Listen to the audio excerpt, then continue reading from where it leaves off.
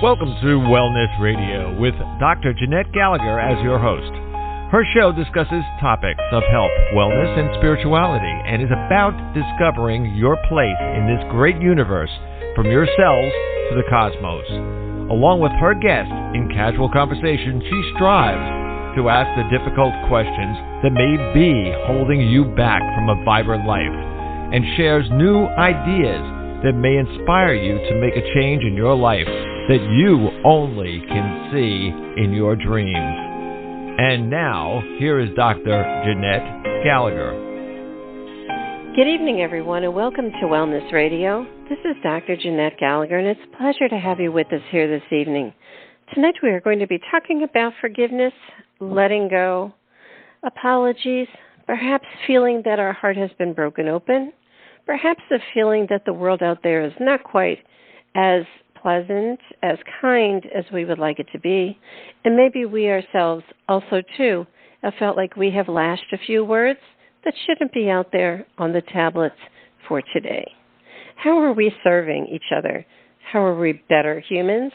Are we open spirits and souls? And how are we learning to be kind? Perhaps if we could recognize that as adults, irregardless of our age, we are also, too, just as well as children. We are putting things out there, and we are letting it go with no filter, and we're seeing, is that something that hurt? I didn't realize it. I'm sorry. Perhaps we will say, I put it out there because I am hurt, and I want others to know. We all want to be seen, heard, loved, and cared for. With those four things, perhaps sometimes we use words, and sometimes the words are kind, pleasant, or harsh. Today, my guest is Kelly Browne. Her book is 101 Ways to Create Mindfulness Forgiveness, a heart-healing guide to forgiveness, apologies, and mindful tools for peace. Kelly, thank you so much for joining us today. It's a pleasure to have you with us. And it's a pleasure to be here. You said all of that so perfectly, and I couldn't have said it better myself, so thank you. It's almost so concise. Your book wrapped up in a few sentences, right?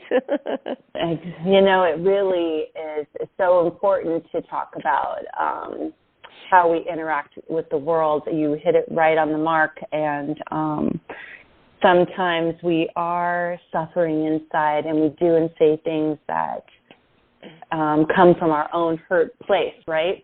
You know what I wanted to start out with, Kelly, is that when we feel that someone is hurting us or we hurt others, are we both being open enough to allow others to, quote, influence us, hurt us, or shift our energy? I really think that Taylor Swift had a great quote about forgiveness, and that was, I'm going to summarize it, but when you want to create forgiveness with someone, you really have to consider the person that you are forgiving. Is it a family member? Is it someone you don't know? So when we decide to take on things that someone has said that causes us pain or their actions, do we want to renew the relationship with that person in our lives? Are they important in our lives, right? So I think that is a really good judge to decide, am I going to allow this person to harm me and really hurt me? Or is it somebody in the store that, said something ridiculous that, it doesn't really belong to me and I need to let it go? Yeah. I think sometimes the idea is that how thick are our filters? What are they made out of? And how do they resonate with what comes at us, but also how do we project through them? Because everything we say is projected through the filters, our experiences in life, what position we hold, who the people are, we're talking to, and also our judgment of that other person right up front. So our filters are the construing kind of vision that we would see. Is this person truly hurting me, or are they not? Or are they just releasing their energy that their own hurt? Maybe. 1,000%. But of course, like when you're standing in that moment and somebody says or does something, you know, we don't back up and take always 3 breaths and say, okay, wait a second, you know, what is this person doing? You know, we have a tendency to immediately react and lash back, which is part of the reason why I think mindfulness is really, really important, because when you stop and you're taking care of yourself and taking some deep breaths and living your life with more awareness, there's a gauge of, you know, being more loving towards yourself before you react to other people. So, you know, I personally, you know, I've been through so much in my life, and I know you have as well. And, you know, when you come from a hurt place and somebody says something mean to you or does something unkind or hurts your feelings or whatever it is, or some kind of an injustice, you know, there's a tendency, as you say, you know, you're carrying all this baggage to lash and scream back instead of coming from a place of being centered and saying, oh, what that person said, they had a bad day or whatever. We have that, you know, defense mechanism.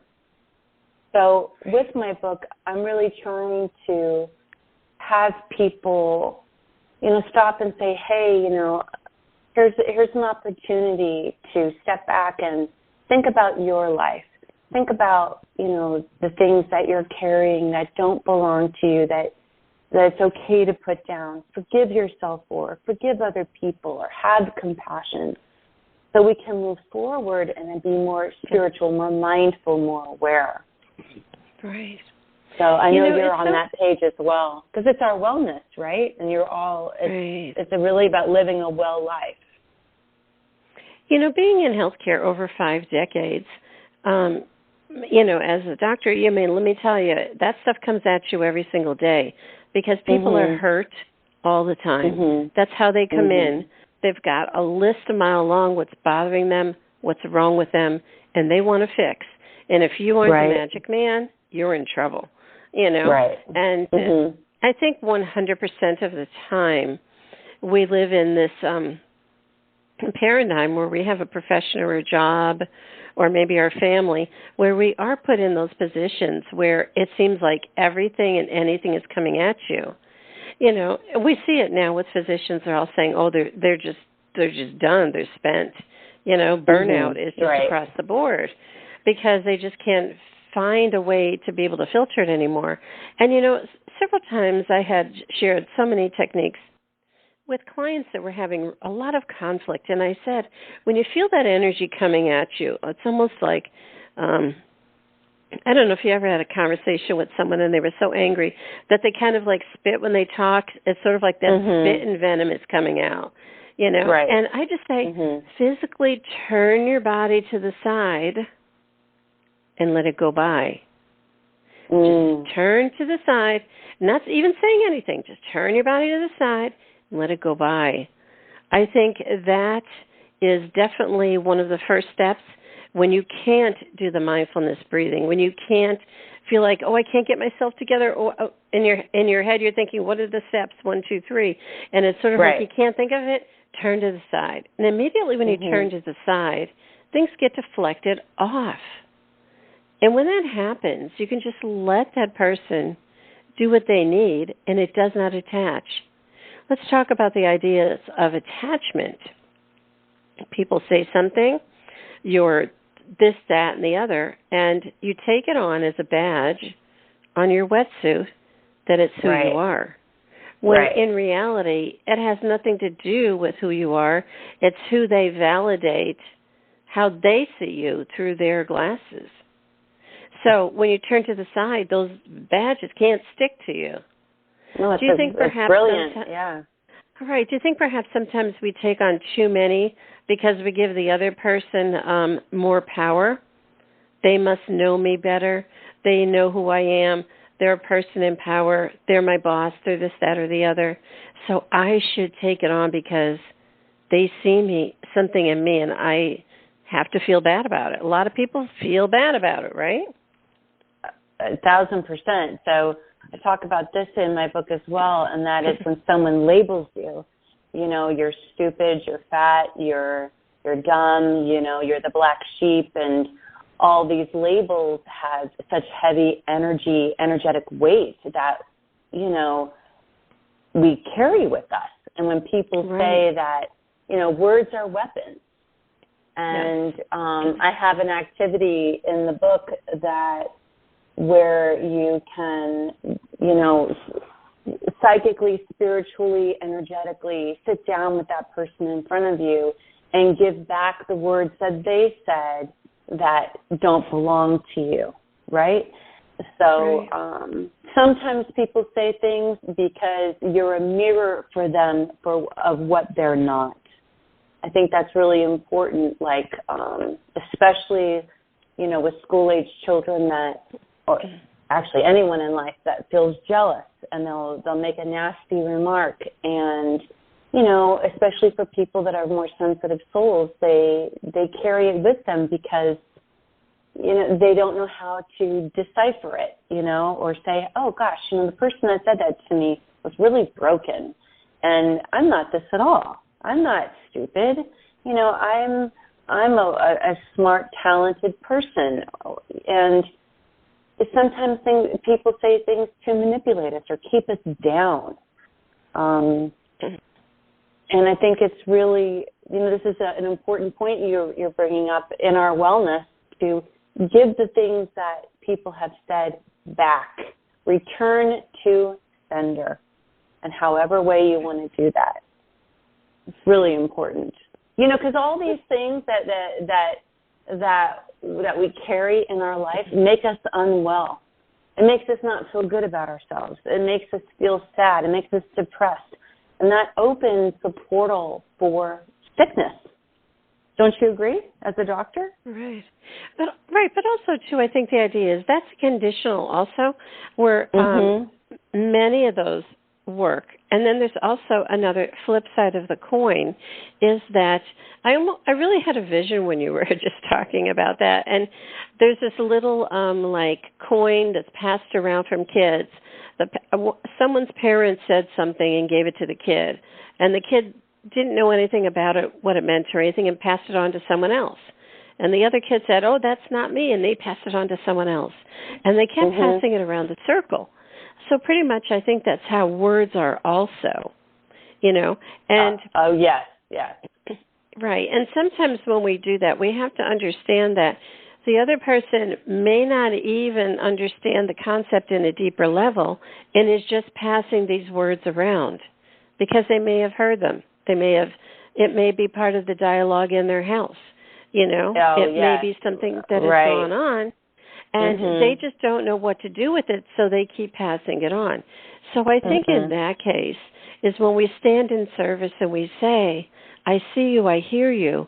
What's that word all about? Tell me the story. How can we explore that? Isn't that awesome? It's awesome that you're saying this today. I'm so thankful that you did it.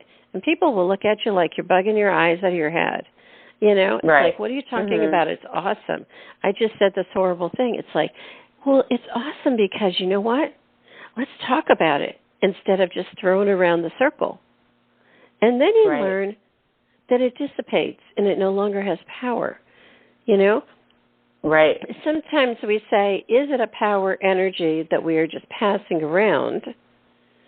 And it's almost like you see it as avatars and we're just bombarding people, It's just how many holes can I poke into you and you'll go down, so to speak. And I think if we're in service, we might be able to say, wow, I got the coin. I must have the bad words today in the circle. And I'm going to sit down with everybody and we're going to talk about, what is this? Why does this keep continuing in our family? Why does it continue in our job or our profession? Why are these words always being passed around? Instead of saying, you're the wrong person, you have to fix yourself, go away. Perhaps? No, absolutely. I mean, it's a process, isn't it? Of being aware, and I'm just so excited that we're able to bring this kind of awareness to people so they can see that when people hurt us, it doesn't belong to us.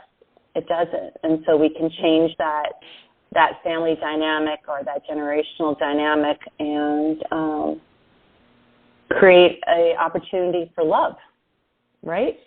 Replace all these hurts with loving ourselves and loving other people. And as you say, being in service to others.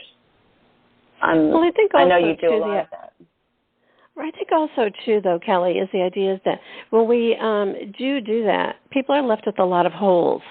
They don't know what it means for love. They don't know how to be able to accept an apology. They don't know what it means to give an apology because they've never experienced it before. I mean, I'm almost 70, and let me tell you, working with end-of-life patients, this happens 100% of the time. They don't know what it means to let go. They think that they're going to take all of that schmutz from all of those generations, from all of their grandmothers and their grandfathers from World War I and World War II and the Depression that they've been carrying on their backs that are breaking them. They think they're going to carry it with them to the next lifetime. And I just tell them, honey, you can't fit all that stuff through the door. Only you and your behind can fit through that door. That's it. And they're like, what? What do you mean? And it's like, how can we work to let that go?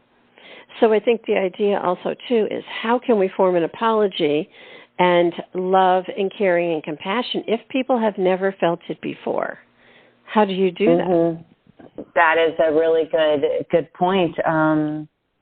I think that in my own experience with my mom, as she was dying, she was carrying some trauma that she didn't know how to move forward from. And I just created the space for her to speak to me and have clarity on, moving forward. And it was really pivotal for me for writing this book because I thought to myself, how can you carry something for so many years and have it color everything you say and do and all of your relationships? And all she really needed was someone to reach forward and say, it wasn't your fault. I love you. And, you've got to let this go because it's no longer serving you. And there was a moment for her of freedom. And it was like she was a different person. And it took, I thought to myself, gosh, I wish I had, anyway, witnessing that created the foundation to write this book because I had originally been asked to write a book on how to apologize. And I couldn't, I didn't have the inspiration. I didn't know what to say. I picked it up, I put it down. And then when I witnessed true forgiveness and how it set someone free, it changed my life. It truly changed my life. And I thought, here you are carrying things from someone that isn't even on this earth anymore. People that have passed and people that have misbehaved and it's coloring, their behavior is coloring my mother's life and my life. And, it was really a pivotal moment. And, and I really wish that we could educate our children in schools on how we interact with each other with compassion and kindness and more love, because I do think that we would create, a kinder, more compassionate, loving world. So, it's really unfortunate when people have not experienced that in families, that love and forgiveness and apologies, because that's really the core of here we are as humans learning, right? We're on this earth to learn on this journey, and it's how we interact with others that define the choices and decisions that we make, right? And who we are. I think also, too, Kelly, that we have to be easy with ourselves. And the idea is we're in the year 2023. There's no way we would have this conversation in the 1990s. Not going to happen. 1960s, forget about it. People were vicious in the 50s and 60s, you know. I mean, I can remember some of the words that were hurled my way. And it was the way it was. But to understand also, just as you would share about your mother, a lot of those things that went on, she couldn't have let those go at those times either because it wasn't available to her. We weren't spiritually awakened. We weren't open enough. We weren't having these conversations. We weren't more philosophical people. We were pretty much coming off of the war and the Depression. We were pretty much survival people. You know, get a house, get a job, take care of your kids. That was what it was. So I think sometimes we look at others through our glasses and our experiences, but we're always reflecting that out to others as they are, oh, well, they must be this or they might be that, and casting out, why didn't they know that? Why didn't they fix that? But we're using that reflection to judge their experiences when it isn't ours to judge. And just as you shared about your mother, you know, so many times people at end of life, they will spew. They will just, I mean, the gasket will blow, and they will just let it go, and they will tell everybody and anything. And then it's the people that are left behind that are so devastated because they don't know what to do with it. And that's when you truly call in, it's time for, let's heal this ancestral lineage so it doesn't show up anymore. You know, I can distinctly remember my daughter, she has children, and she gave me this book, What Was Grandmother's Life About, for me to fill in. And I said, Chris, I really don't want to do that. And she says, why? I said, because my life was not something to put in here. And she says, oh, but they need to know the hardships that you had too. I says, no, they don't. We're going to create a new life from today. They're going to know good and light, and we're not going to cast our baggage on our children, on our grandchildren, or on anyone else. So I think that's when you first start. When you start having this really mindful forgiveness, you truly step into a place where you say, no longer is my judgment going to be able to enhance everything that's going forward, and leave the old stories behind, perhaps. I think that's a fantastic bit of advice. Absolutely, because when you keep talking about the bad things, you don't really want them carried forward in the memories of your children. Yeah, that's really smart. Yeah, I think that's good. Right, well, because you're choosing them to, I'm sorry, go ahead. Even so, when you're passing the coin around, you know, in the little playground, so to speak, you know, to get it to stick, say, ooh, awesome, but I don't understand that word. So I think the idea is that once you find someone in like a job or that you work at or in your family, someone starts to stand up and say, maybe not. A lot of people call them the black sheep. A lot of people call them, oh, that crazy one. But if you are willing to do that, you can break this cycle and turn around and share and teach others with all of the tips in your book and with all of the ways we're talking about today. You can make that change and be the teacher, right? Oh, absolutely, 100%. No matter who you are, where you come from, or what you believe, I've really tried to make this be information like gems of wisdom for everyone, even if there's just one takeaway of healing that can start you on the path. Because we need to turn these aches and pains around so that we live a healthy life. You know, some things we're not meant to carry. These stones are not always meant to be carried throughout our lives. They're just not. Right. Yeah, and I think a lot of times people will say, if you come up and you honestly have a conversation with someone, the other person that may have said the words or with the action that it just took someone out, they may say, you know, I never really thought of it that way, and I truly am sorry, but can I tell you a story? All the times it's been cast on me. And I think that's very important, and it opens up a wealth of really this unconditional healing that is going forth.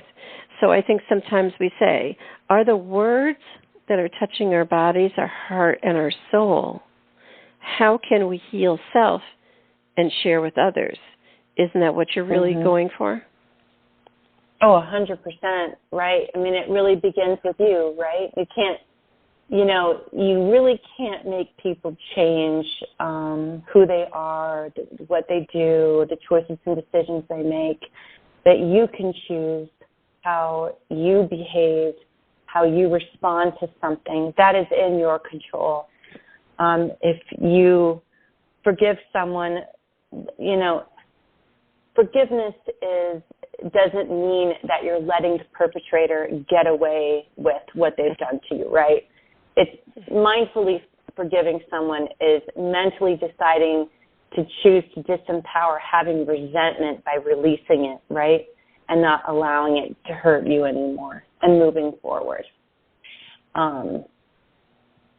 So I just lost my train of thought there. That's okay.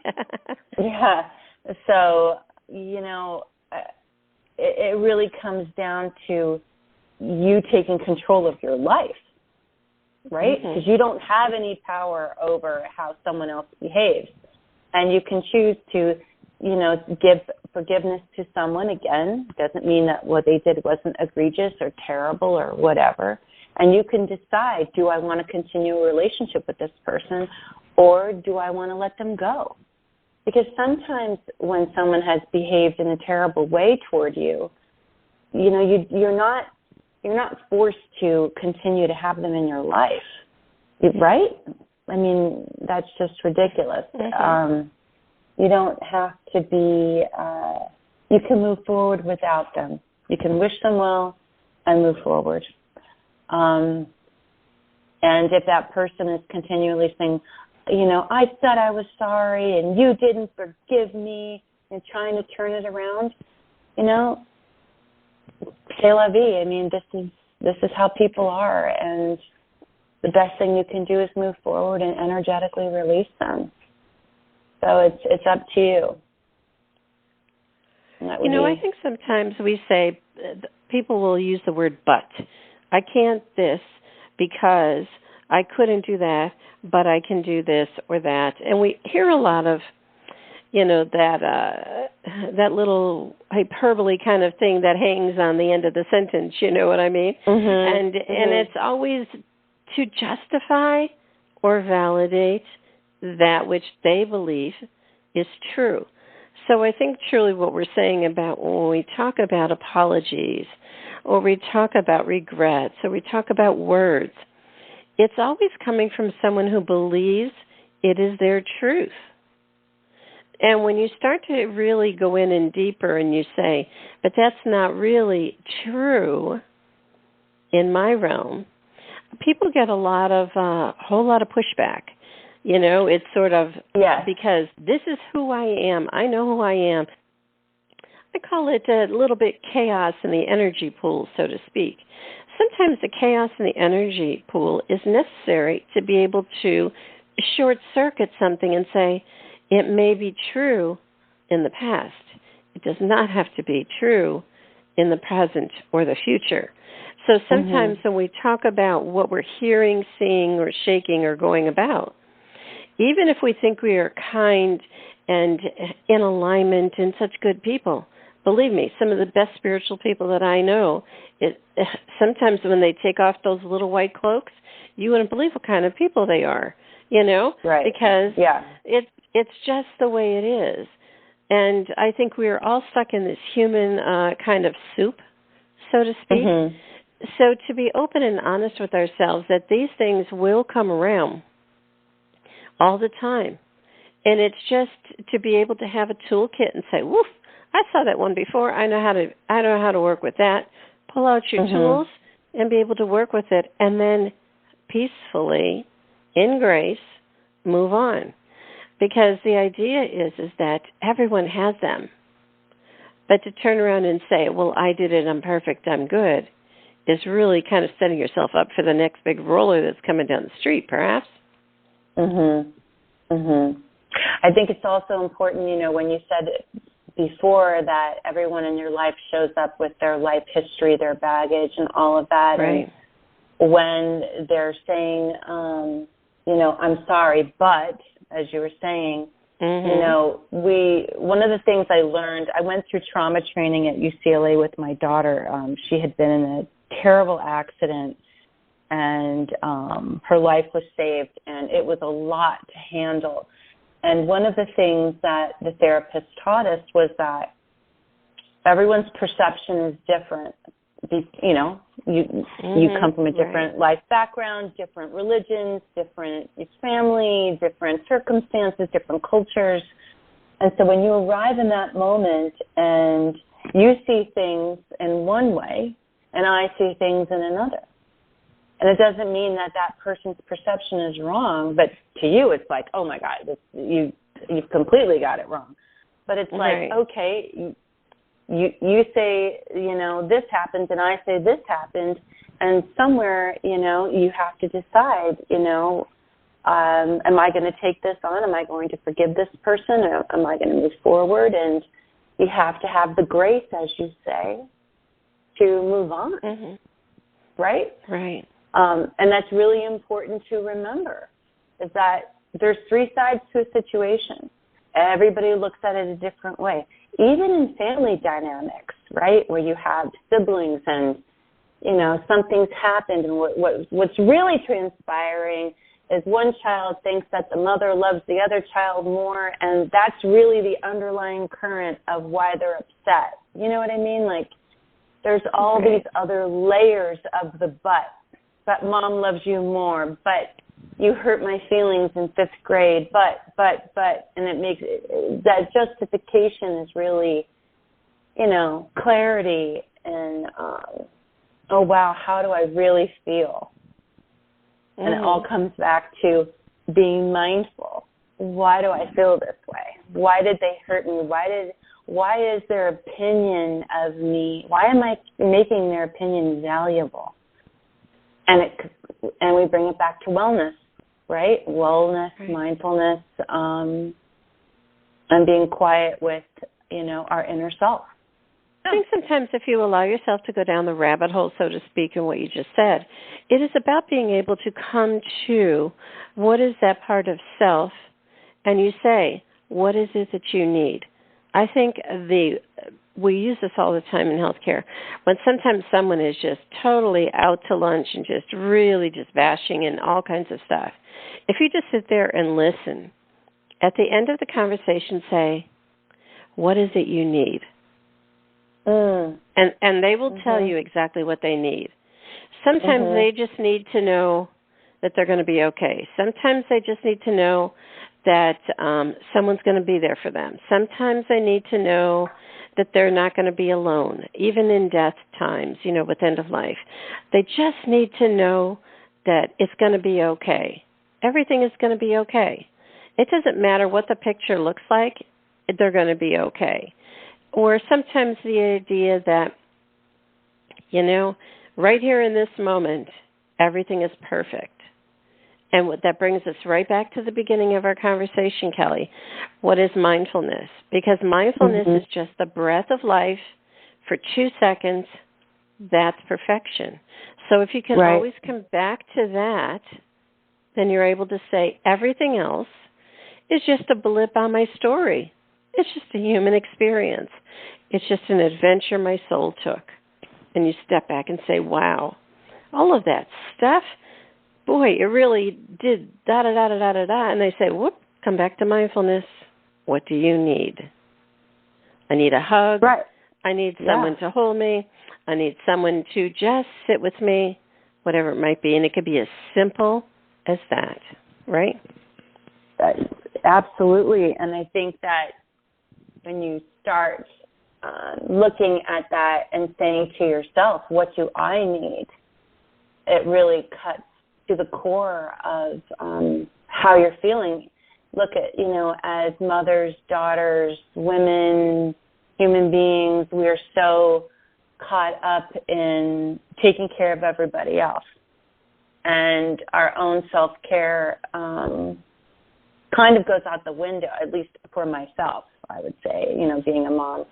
And I've realized now, oh my gosh, I should have just taken 20 minutes a day to walk or, take care of myself in the way that I needed to.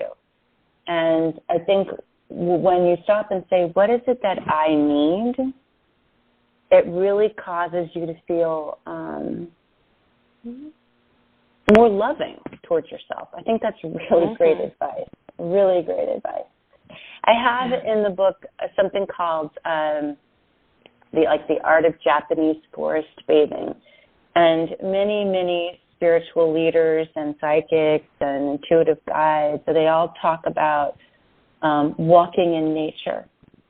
And I think that if we could all take 5 minutes, 10 minutes, 20 minutes, an hour to just walk outside in nature and touch the trees and touch the grass and reconnect to the stars, and,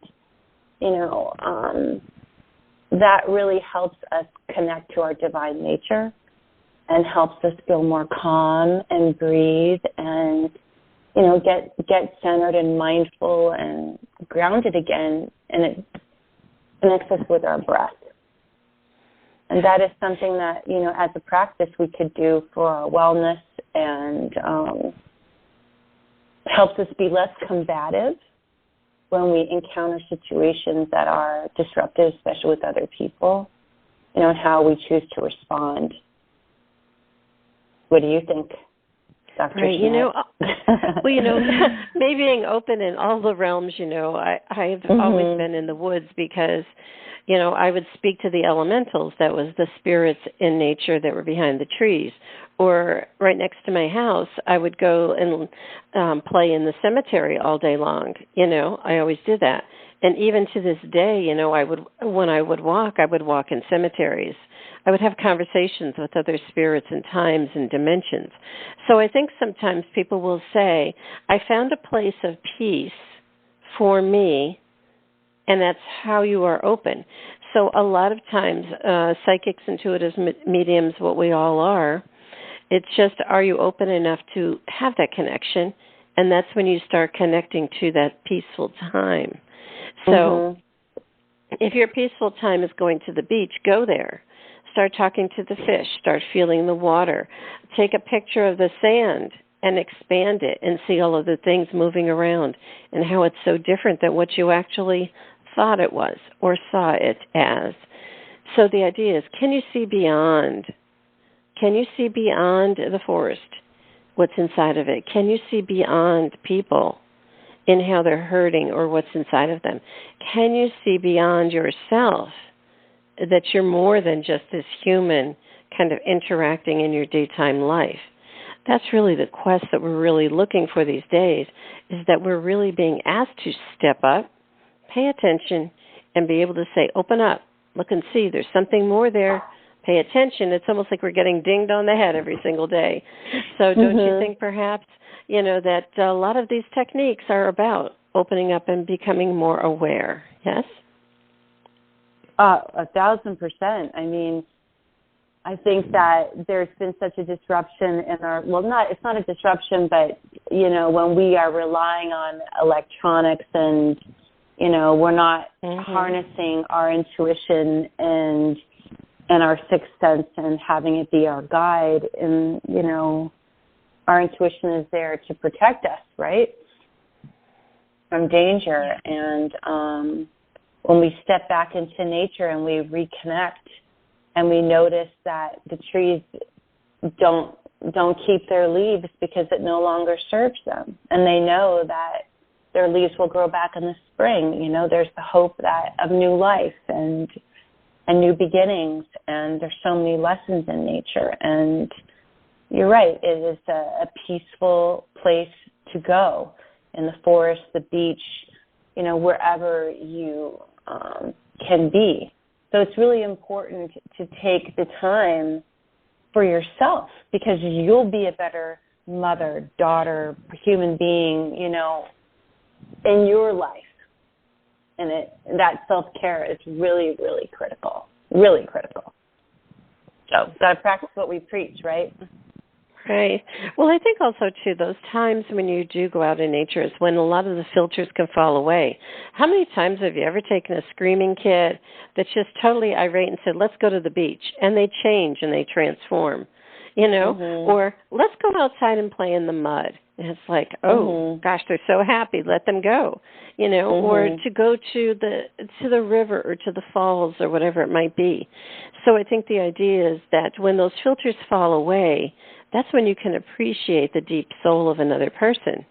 And that's all we're asking each other is, hey, I just want to be able to talk to you and sit down with you, and can we let all those filters go? That's when you're able to have really what I call unconditional forgiveness, because it doesn't even show up anymore. It doesn't even seem, the word doesn't even show up. You're just having a time and space with another human being, but connecting to their soul. Isn't that what we would really want to be if we went down the rabbit hole? Absolutely, absolutely. But of course, not all people do we want to continue with in our lives. And I think that's really important because, some people are just not meant to walk with us through the whole journey. Some people are in abusive relationships. And I think that is really important when you are in a relationship like that to say, look, I want peace in my life. I wish you well, and I need to move forward without you. Yeah, I think domestic violence is always a concern for me because, the person who's being abusive will say, well, I said I was sorry, just get over it, and they keep misbehaving. And, I just want to make sure people there's context in my book, but, there's also many resources online, and you think that you're stuck in a situation and, your life can change when you decide. There's always help. There's always help. And I met someone, I was working on a television show, and one of the staff told me that she left with the shirt on her back. And I thought to myself, oh my goodness, and now it's become so successful. She's on a, popular television show, and she believed that she could, and she did. She deserved better. And it had a remarkable effect on me. So, yeah, I want to make sure people know that they can change their lives. They don't have to stay in a bad situation. So. Yeah, I think that sometimes if we believe that we are chained there, then we will be chained there. So many times, in my life, there's been abuse of all kinds, and I've left every one of them. And it was just, I really stepped back and looked back at it in reflection, and I said, I was of service again at that time. And I understood that. And I went, okay, because I saw it, I worked with it, I offered certain insights or whatever, and then I said, okay, this is no longer time for me to teach you or to carry you. It's time for you to move on. And I think to be able to understand, you have to do that if you're able to be in grace and in alignment with your soul. And I think sometimes people will say, but I can't do it because it's a family member, or it's this, or it's my kids, or it's whatever. And I say, that whole ownership with adults, with humans, is really kind of messing us up. My kids, my family, my this, my that. I just say they're just a human being that you birthed into the world. That's how they had to get here. Move on. Stop the attachment to it's my mother, my father, my brother, my sister, and say, use their name and use them as a separate human being. Then you're able to really look at it and reflect on it, on how that relationship should be. And then you'd make a choice what you're going to do going forward. I think sometimes people get super stuck with that, and they're like, I can't do that because they're my husband, they're my this, they're my that, they're my kids. And it's like, no, they are, say their name, put that human on the stand, so to speak, and see what you're going to do. And that will truly start releasing a lot of chains around, don't you think?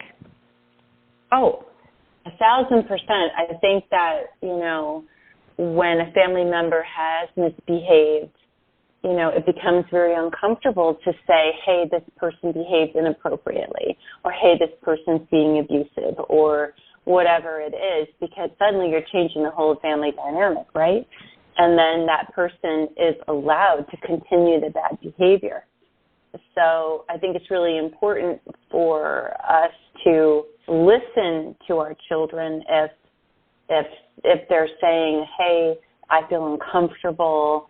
I have listened to my children if they have felt uncomfortable, and I've taken action immediately. I haven't caused, a big showdown or anything like that. But if they've said, I don't feel good around that person or whatever, I immediately create a boundary. Created a boundary to protect them. Because if they felt that way, I am never going to dismiss it, ever going to dismiss it. And, that's very, very, very important. In family dynamics, as you say, old school, families didn't talk about misbehavior. They just said, well, that's your family, that's your blood. And, I think family is who you choose to have in your life. My best friend has, been in my life, since I was 18, 40 years. And,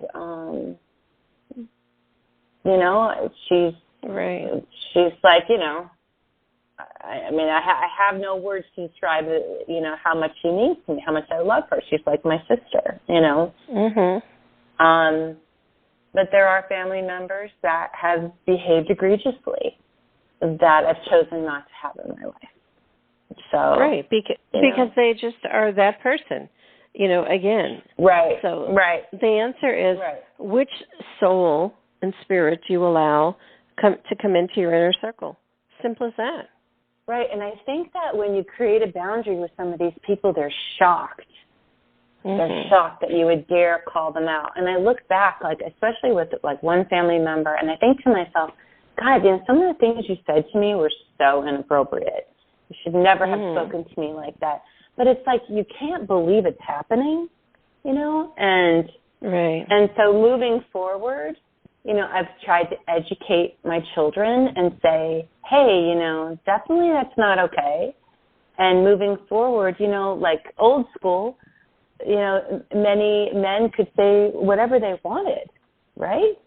They crossed many boundaries. I've had bosses cross many boundaries. And, if you were to complain or speak up, you would be fired, right? Right. And so you don't say anything because you're living paycheck to paycheck. Yeah. So I'm so glad that we're living in an age now where these things are coming into the light and being respectful. And, we're not there by a long shot, but we are progressing towards, having better manners and how we interact with each other and appropriate behavior in the workplace and things like that. Wouldn't you agree? Yeah, I think that in closing, it's really about being able to be in alignment, to be at peace with yourself. And when you're at peace with yourself, nothing else matters because nothing else can influence you, nor do you need to influence anything else to validate it. So many times people are saying, well, I need to be validated, so I'm going to cast out my words to see how they come back, and they will tell me if they're true or not. And it's, it's sort of like, whatever, and you kind of just have to step away. I think I cannot wait until the day that we come to, telepathy, because I'm so tired of the words, and it's sort of like we just have to be able to release some of this stuff. And we're kind of getting to the place where we can start to understand that, it's not the right way, and we may not be perfect in our actions, but we can be better humans, and that's really the goal, just to be a better human today, no matter what it is, right? Well said. I couldn't say it better, right? And it's just 1 minute at a time. 1 minute at a time. We have each day to begin again and do something kind and for ourselves and for others. Yeah. It's Pretty That's tough the key place to to our be wellness. sometimes. Yeah, for so many people that really don't have never felt love or compassion or caring, and to be able to teach them and show them in a way that they're able to say, I will let my fear go. Fear seems to be such a big player here. When you let that fear go, then they'll say, I will too will be okay. So truly, I think, Kelly, what we talked about today is about with forgiveness and regret and be able to have apologies and be able to be standing true in who we are. It's about being able to say, I'm going to be okay. And we all are validated as, we're going to be okay. Everybody's going to be okay. We can work through this. And that's what we're really talking about, right? Yes, well said. Absolutely. Absolutely. And moving on with grace. Right. Kelly, can you share with the listeners how to find out more information about your work? Sure. All of my books are on Amazon, Barnes & Noble, across all of the book platforms. And my website is Kelly with a Y, Brown with an E, kellybrowne.net. So I have links to all the books up there, and I'm on Instagram, Kelly Browne 6, and Facebook and Twitter, and like and follow. And I hope you all love my book. I hope it changes your life as much as it has changed mine. Awesome. So, well, Kelly, it was such a pleasure to have you with us here to talk about this, because so many times people will say, I don't really know how to make a change, but I kind of need some different language or maybe a different tool, and that's truly what we provided today. So we thank you so much for sharing with us. Oh, thank you for having me, Dr. Jeanette. I appreciate it.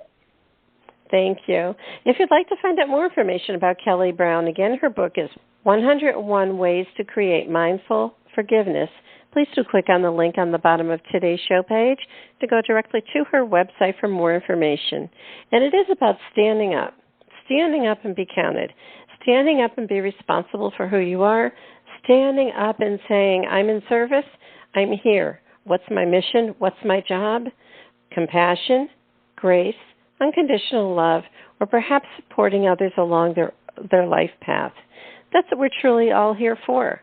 If we could really see it as simply as that, maybe all of this other stuff that we as humans have created as badges and things that we have to do and all these requirements, maybe that stuff would all fall away. And wouldn't it be a great dance in the ethers? Thank you so much for joining us today. This is Dr. Jeanette-Gallagher, and until tomorrow, have a great day. Today we discussed many life-changing concepts. Who do you turn to, and how do you know what is best when faced with a health crisis? Dr. Jeanette is a patient advocate. She listens to the patient, the doctors, and the family, clarifies the health issues and concerns, then helps the patient make the best choices going forward. If you would like help implementing change into your life and health, we can talk and see where you are stuck and how to improve the quality of your life. Check the link on the bottom of today's show page or visit dr.jeanette-gallagher.com to schedule a phone appointment today.